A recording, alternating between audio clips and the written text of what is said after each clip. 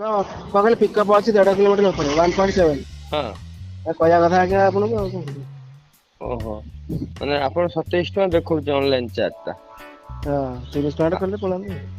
ନହେଲେ ଯିବେନି। କଣ ଏଇ ପାଖେ ପଳେଇଥାନ୍ତି ରୁମକୁ ଆଉ ଏପଟେ ଛାଡି ଦେଇକି ସେଇଆ କରିଦେଲି ଆଉ। ସେଇଟା ତ ଦବା ନଦବା ତ ମେଡିସିନ ମାନେ ମୁଁ କହିବା କଥା ସେଇଟା ତ ଅଲଗା କଥା ମୁଁ କହୁଛି 27 ଟଙ୍କା ନହେଲେ ଆପଣ ଯିବେନି। ନା ଯିବାରେ କିଛି ନାହିଁ ଯେ 3 ଟଙ୍କା ହେଲେ ପିକଅପ୍ ଟା ଟିକେ ଅଧିକ ଅଛି ତ କହିବା କଥା 3 ଟଙ୍କା ହେଲେ ସିଏ ଯିବା ଆପଣ ଯାହା ରେଟ ଯୋଉଟା ଫାଇନାଲ ହେଇଛି ନା ଆଉ ମୁଁ ଦେଖନ୍ତୁ ଜୟଦେବ ବିହାର ବସ୍ ଷ୍ଟପ୍ ମାନେ ଆଚାର୍ଯ୍ୟ ବିହାର ଜୟଦେବ ବିହାର ମଝି ଭିତରେ ଯୋଉ ଓ ବସ୍ ସେଠିକି ଯୋଉ ଯିବେ ନାଇଁ ହଁ। ଆଉ ସେଠିକି ଯିବେ ପୁଣି ହଁ କ୍ୟାନସଲ କରିଦବା ଆଉ। କ୍ୟାନସଲ ତ ମୁଁ କରିବିନି ଆପଣ ନାଁ ଟା କଣ?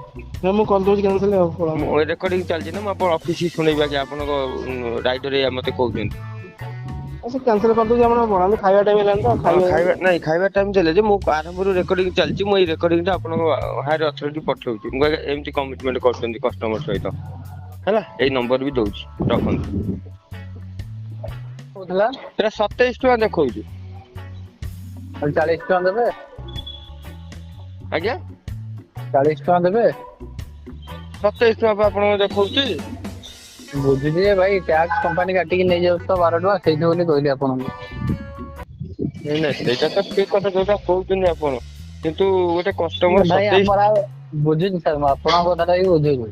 ହଁ ସାର୍ ଆମକୁ କିଛି ଲାଭ ହବନି କି ଫାଇଦା ହବନି 15 ଟଙ୍କା ଟା ବୁଝିପାରିଲେ ତ। ହୁଁ ସେଇଟା ହଉଛି କଥା ଭାଇ କିଛି ଅସୁବିଧା ନାହିଁ ଯଦି ଆପଣଙ୍କୁ କିଛି ଇଏ ହଉଛି ତାହେଲେ ଆପଣ ଇଏ କରିଦିଅନ୍ତୁ। କଣ କରିଦେବି? କ୍ୟାନସଲ କରିଦିଅନ୍ତୁ। କଣ ପାଇଁ ମୁଁ ବୁକିଂ ଆଜ୍ଞା କରିଛି ଯିବା ପାଇଁ। ଆପଣ କରିଛନ୍ତି ଯେ ସାର୍ ମତେ ସେତିକି ଆମାଉଣ୍ଟ ପୋଷେଇବନି ଆଜ୍ଞା। ସେଇଥି ସେଇଟା ବୋଲି ମୁଁ ଆପଣ ଆପଣଙ୍କୁ ଆପଣଙ୍କ କମ୍ପାନୀ କହିବେ ନା ଆଉ ରାପିଡୋକୁ କହିବେ ନା ଆଉ ମତେ କେମିତି କହିବେ ମୁଁ ବା କଷ୍ଟମର ଆପଣଙ୍କର।